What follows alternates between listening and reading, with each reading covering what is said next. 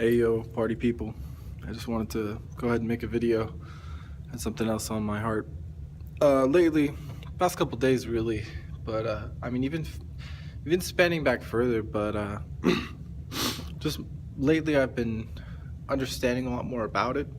So I just wanted to bring to attention some ideas that might be controversial to some people, and that would be the correspondence of sacred geometry to astrology to the patterns, the codes, numbers, which make up, I mean, this is how we get numbers, right? This is how we get mathematics. This is how we get coordinates, everything. I mean, all these things have an origin, have different origins, which some people might consider alchemical, as well as, witchcraft in the mind of some people.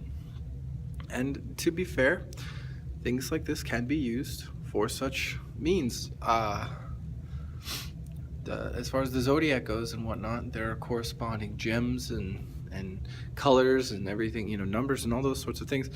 See, there's plenty of proof. You can do your own research. I'm just going based off of how learned I am. I've been hearing in certain sermons as well as done research of my own. The men who found their way to Christ on Christmas, as we're coming into the Christmas season. How do you think they got there?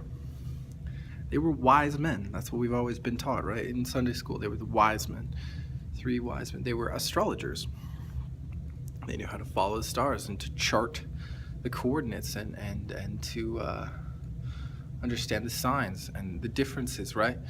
And we're able to look back now. This was a message by Richard Ellis, pastor over here in Dallas at I believe Reunion Church, and he was saying that we now know, scientists can look back and see that 2 of the planets were closest that they've ever been in the sky, and that's where we get this star at Bethlehem. That's where they were able to find the baby Jesus.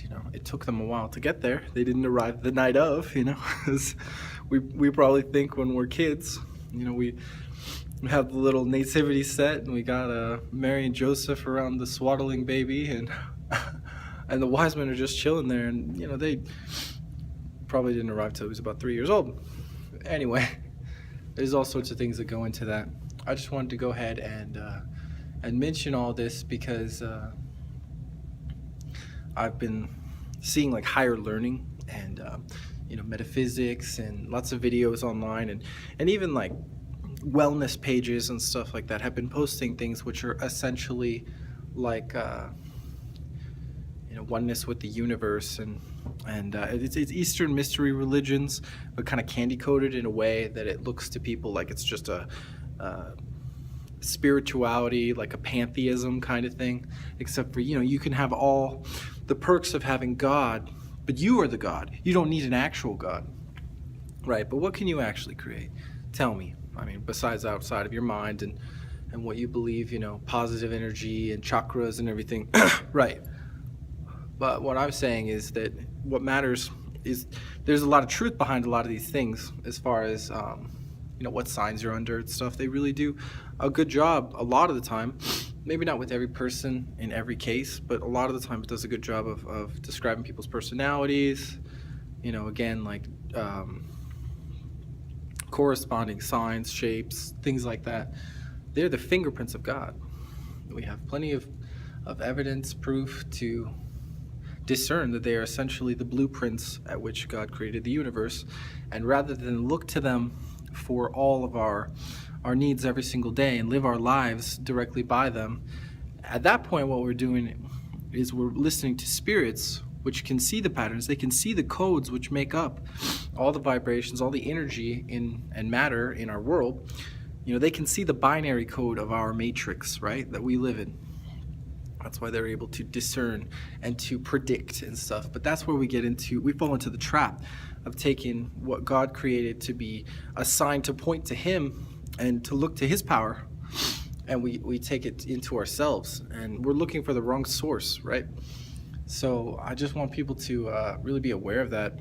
I've been feeling like that's on my heart to speak about it, because it's not all evil, man. It's not all bad, and there's a lot of proof of God's brilliant design and the beauty of it all involved with it.